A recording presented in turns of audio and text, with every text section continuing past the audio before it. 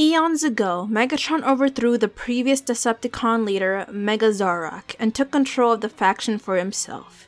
He gave speeches and wrote manifestos calling for the Decepticon to rise up and take control of both Cybertron and the Allspark from the Autobots. Finally, on the Cycle of Infamy, he took the Decepticons from mere rhetoric to outright war. The Decepticons overthrew Autobot space, but the Autobots under Ultra Magnus had one major advantage: Space Bridge technology, which allowed them to move about the galaxy more easily.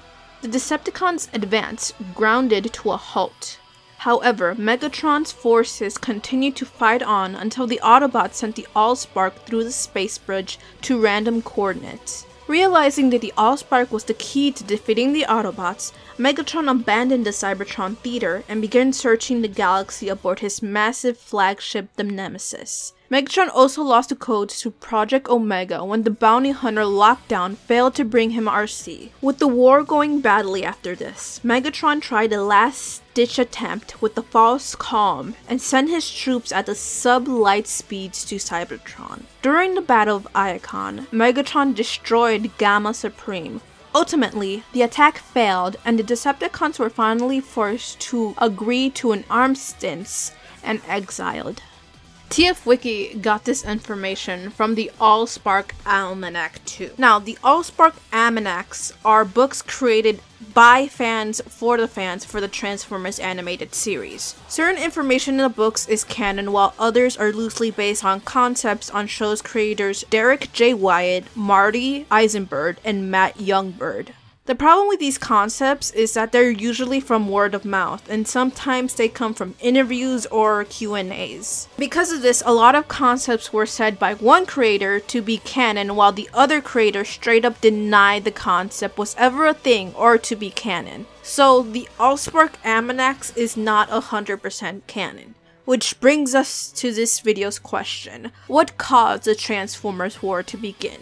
Hello everyone, my name is Melissa Diaz. Transformers Animated is the best fucking show to be ever created in the Transformers franchise. Don't debate me on that. But, being the best show ever, it was rudely and interruptedly cancelled, leaving us with a lot of questions without answers, like what happened to Black Arachnia and Waspinator? Is Ultra Magnus dead? What happened to the Starscream clones? Has Blurred really died?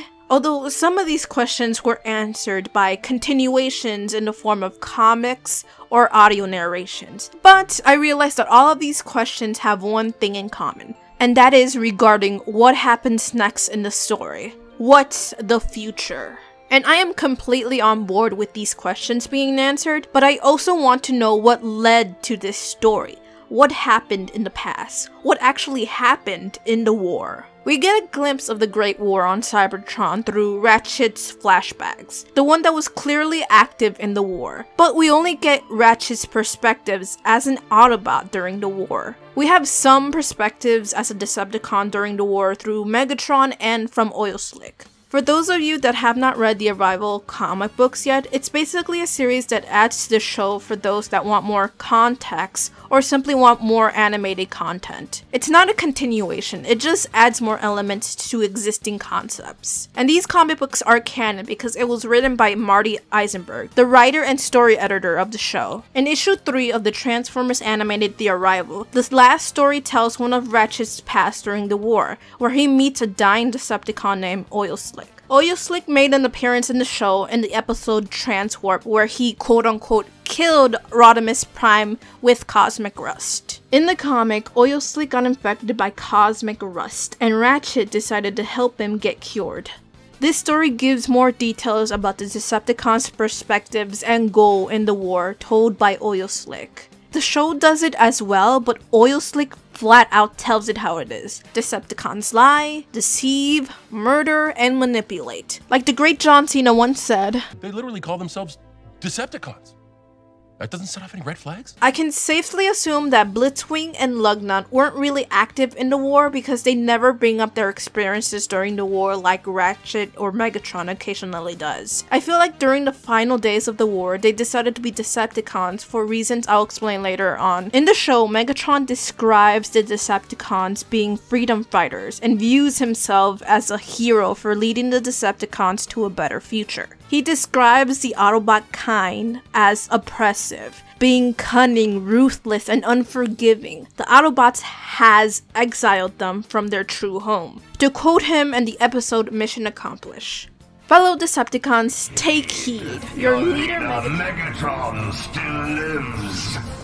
Though we remain dispersed throughout the far reaches of the galaxy, exiled from our true home, we are all still Decepticons, united by a common purpose.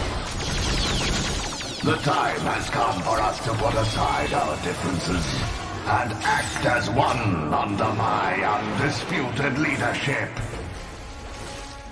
Only then can we cast off the shackles of Autobot oppression.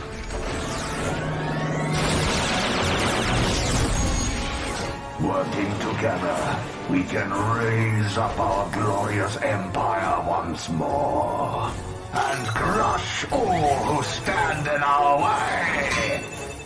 Good fucking speech, by the way. Better than whatever shit Optimus preaches nowadays. Here is where my theory comes along. I believe that the Autobots and Decepticons were two species/race living in Cybertron. The Autobots were the bots that can only transform into automobiles or ground-based machines like cars or tanks, while the Decepticons were the bots that can only transform into flying-based machines like jets or drones. The evidence to back up this theory is that throughout the show, Autobots, mostly Ratchet, are always quoting, "Autobots can't fly." In issue 6 of Transformers Animated The Arrival, it explains how Jetstorm and Jetfire came to be. It says, and I quote, "I'll do props, sir, but that's off the deep end. Autobots don't fly, period, sir." I appreciate your candor, Sentinel Prime, and yours, Jazz, but our prisoner offers us a unique opportunity to download and study the flight protocols unique to the Decepticon programming.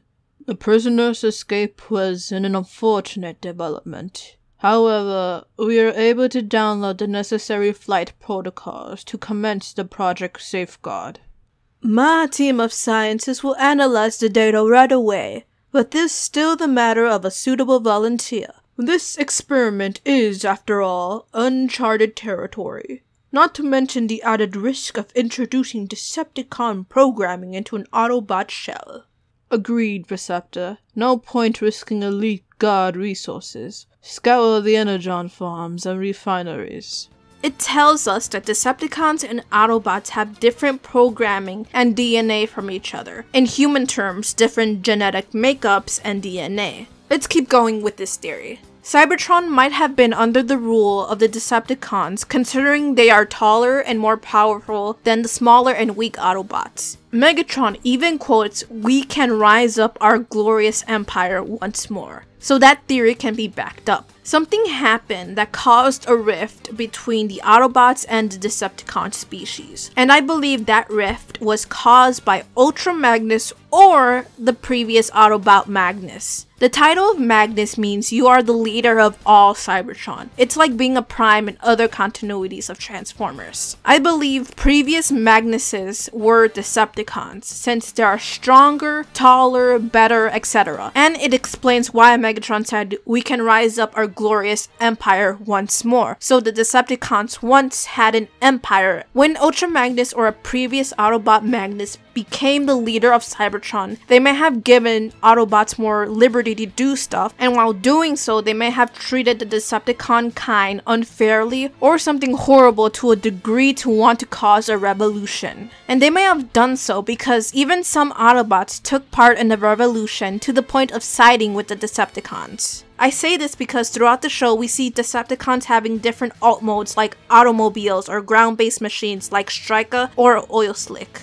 Megatron never once said Decepticons don't drive, as the Autobots frequently do. Megatron seems not to discriminate against different alt modes or appearances of his fellow Cybertronians. That's why Black Arachnia found some level of acceptance to the Decepticons, which at this point is a cause rather than a species, because there's a lot of mixed members. But throughout the show, we see Autobots disliking or hating organic species to the point of not wanting to touch them.